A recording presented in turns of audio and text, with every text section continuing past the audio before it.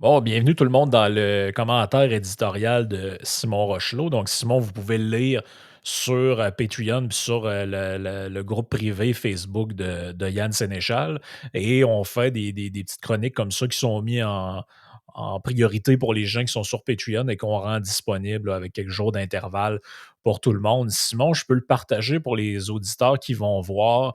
Bon, en ce moment, le sujet un peu de l'heure là, au niveau de l'énergie. Bon, l'énergie, c'est toujours un sujet important dans le monde. Tu as l'Agence internationale de l'énergie qui commente puis qui fait beaucoup de publications là-dessus. Tu as évidemment le GIEC dans un autre ordre d'idée. Mais bon, en ce moment, c'est beaucoup l'histoire des pays européens, entre autres l'Allemagne, qui est trop dépendante, selon elle, au gaz russe. Mais on voit l'impact que ça a avec l'histoire de la guerre en Ukraine.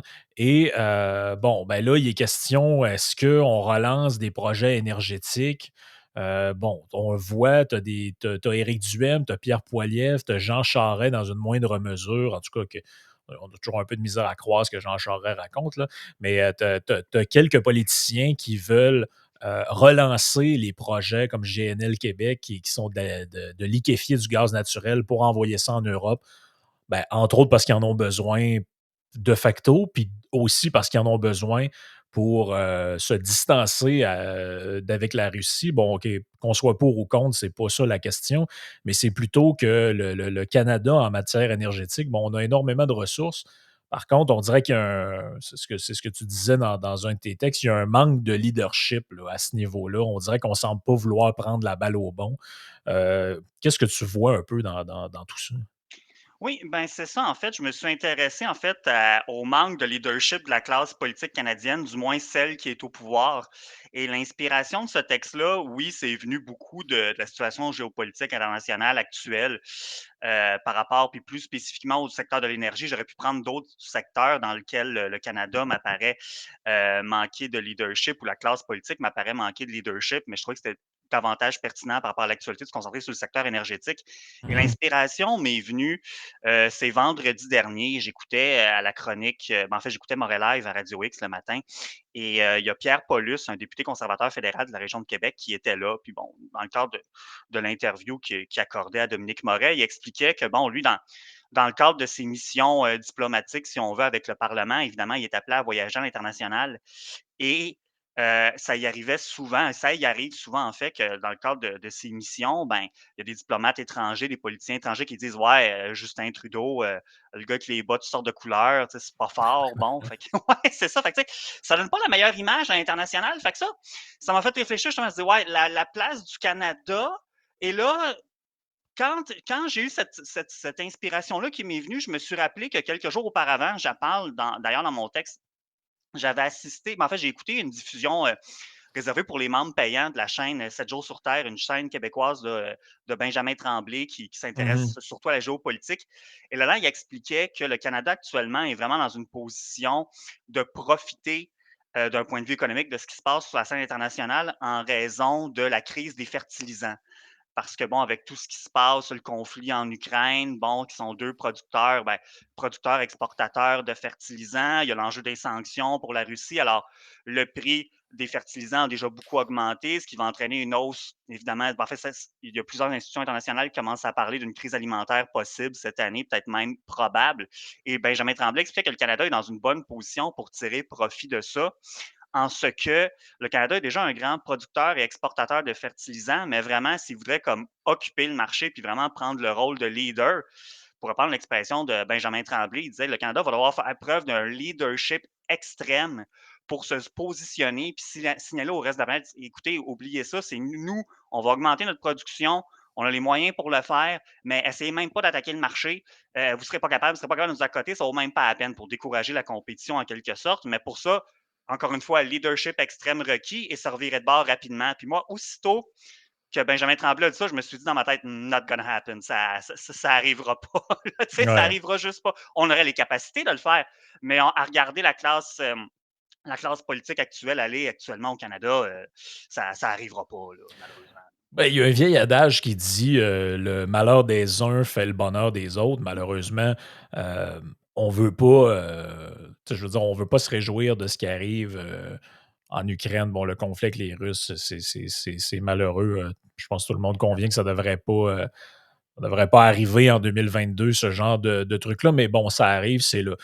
Maintenant, le problème, on dirait, c'est que nous, en plus de ne pas se réjouir du malheur des autres, en profitant un peu de ça pour se positionner, on est, puis ça, je l'avais déjà partagé sur Twitter il y a quelques jours, slash semaines de ça, là, c'est qu'en fait, la question, c'est pas de savoir si cette augmentation de production-là va se faire pour compenser la Russie, c'est de savoir qui va la faire.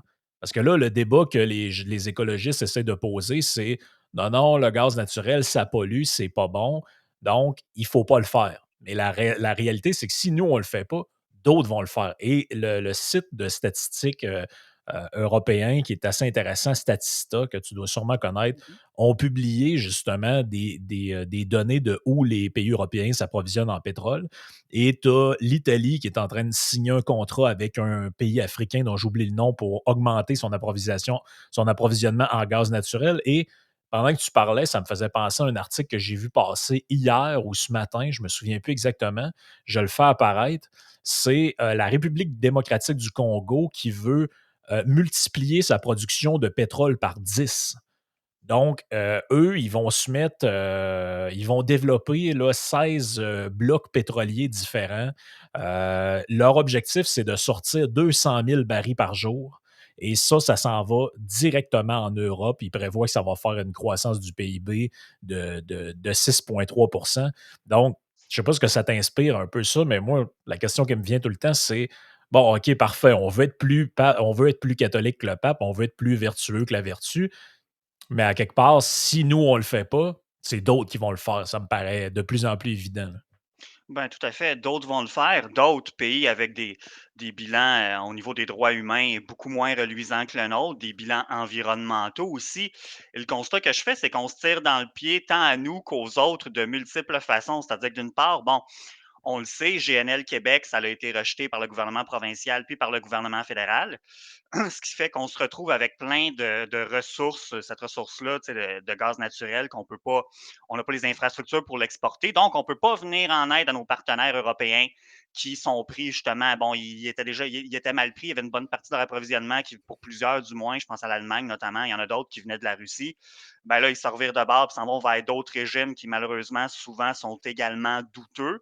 Alors, on ne peut pas venir en aide à nos alliés. On ne peut pas. L'idée, ce n'est pas de profiter du malheur en tant que tel. C'est-à-dire qu'on pourrait venir à quelque part alléger certains effets négatifs de la crise. On Exact. pourrait avoir un rôle là-dedans. Par manque de leadership, on ne le fait pas. Pourquoi? Parce qu'on se dit, bon, on invoque des raisons environnementales. Fait que là, on dit, bon, d'accord, mais ces fonds-là, puis je suis loin d'être le premier à avoir pensé à ça, mais les revenus dont on se prive pourraient servir à une transition énergétique.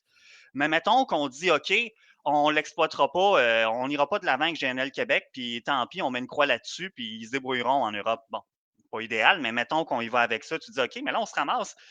On met une croix sur ce dossier-là, mais je reviens à ce moment-là au dossier des fertilisants. Le gaz naturel, c'est en fait les hydrocarbures, c'est des ressources qui sont employées pour les fertilisants. Fait qu'on a on a ces ressources-là qui sont inutilisées.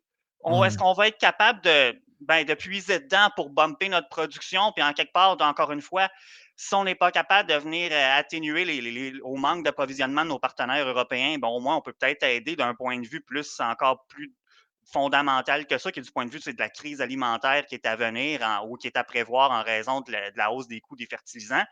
On n'est même pas capable de faire ça non plus. Fait que finalement, ben, on se prive, on n'aide pas les autres non plus. Je vois pas vraiment le positif là-dedans, en fait. Puis d'autres vont le faire de toute façon. D'autres vont occuper ce marché-là. Encore une fois, comme je disais il y a quelques instants, peut-être pas avec des bilans environnementaux super reluisants, puis certainement pas de manière plus écologique ou plus soucieuse de l'environnement, disons, que nous. Donc, Non, absolument. Ben, on peut le voir ici, là, je le partage à l'écran, les plus gros producteurs mondiaux de pétrole. Bon, j'aurais pu mettre le gaz aussi, là, mais prenons juste le pétrole. Bon, ça date de quelques années, les chiffres sont probablement plus à jour, là, mais bon, essayé de faire la liste des pays là-dedans qui sont des exemples en termes de droits humains. Bon, on a les États-Unis et le Canada et tous les autres pays. On a l'Arabie saoudite, l'Iran, la Russie, l'Irak, les Émirats arabes unis, la Chine, le Koweït, le Brésil. Tous les autres pays qui peuvent fournir. sont des pays, je dirais pas à moralité douteuse, là, mais disons qu'on peut se poser des questions, comme tu disais, en matière de droits humains et évidemment en matière de normes environnementales. J'ai pas l'impression qu'au Brésil ou en Arabie Saoudite, ils doivent se préoccuper énormément de la manière dont le pétrole est transporté, dans la manière dont l'extraction est faite. C'est-tu fait en ça compense-tu pour des trucs sur des territoires? Ça reste quand même à voir, là. Fait que, tu sais, on aurait peut-être intérêt là-dedans à revoir notre gestion des priorités. Puis, tu sais, tu parlais des trucs alimentaires. Ben, le principal exportateur de blé dans le monde en ce moment, c'est la Russie. Bon, le Canada est deuxième à égalité avec les États-Unis, mais on aurait une capacité d'être premier, là, quand même assez facilement, là, vu l'étendue des territoires, les terres, etc. Donc, on pourrait augmenter notre production, mais c'est un peu ce qu'on jasait l'autre fois. Il y a un peu une tentative d'avoir les deux pieds sur le break parce que, bon, le développement, c'est pas très bon, ça fait de la pollution, etc., etc. Mais là, en fait, on est dans un conflit de valeurs. Est-ce que c'est plus important pour nous, l'environnement ou aider nos alliés? C'est là qu'on est, là. Oui, effectivement. Puis pour trancher ce conflit de valeurs-là, ça prend du leadership. Et en quelque part, moi, je crois pas que fondamentalement, tu sais, qu'il existe vraiment des gens qui sont contre l'environnement. Tu sais, on vit où est-ce qu'on Ben vit, non. on veut, on veut tout un environnement sain, de l'air propre, pur et tout ça. Fait que tu te dis, mais pour trancher ce conflit de valeurs-là, tu te dis, ben, c'est quoi, qu'est-ce qui est le plus avantageux dans les circonstances? Ça prend un leadership de se tenir debout, de faire face à la musique médiatique. Tu sais, on sait qu'il y a quand même un certain courant médiatique actuellement là, qui se prononce de manière quand même plutôt défavorable pour ce qui est du développement de nos ressources.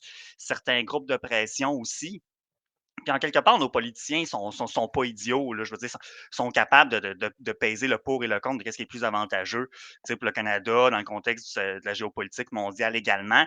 Mais moi, j'arrive pas à voir autre chose qu'un manque de leadership, de dire: «Ah, on veut pas faire face à la musique». Tu sais, cette année, bon, là, au provincial, on est en année électorale. Bon, au fédéral, il y a une sorte de trêve en ce que le NPD appuie les libéraux. Mais au-delà de ça, même en dehors d'un certain contexte électoral possible, je veux dire, je pense, si on se concentre davantage du point de vue du gouvernement fédéral, tu sais, j'expliquais dans mon plus récent texte, je me concentre davantage au niveau des enjeux énergétiques. Mais si on regarde le bilan de Justin Trudeau depuis 2015, c'est pas un modèle en termes de leadership, là. Une fois que l'effet tout nouveau, tout beau là, des premières années de son premier mandat ont passé, donc, c'est un manque de volonté puis de courage politique. C'est quelqu'un qui est capable de dire bon, oui, on va se faire critiquer dans les médias, mais regarde, on va aller de Mmh. l'avant, on va défendre notre position, on va l'expliquer aux citoyens. Nos citoyens sont intelligents, sont capables de comprendre. On n'arrivera jamais à faire plaisir à tout le monde. De toute façon, qui veut faire plaisir à tout le monde se ramasse en bout de piste à faire plaisir à personne.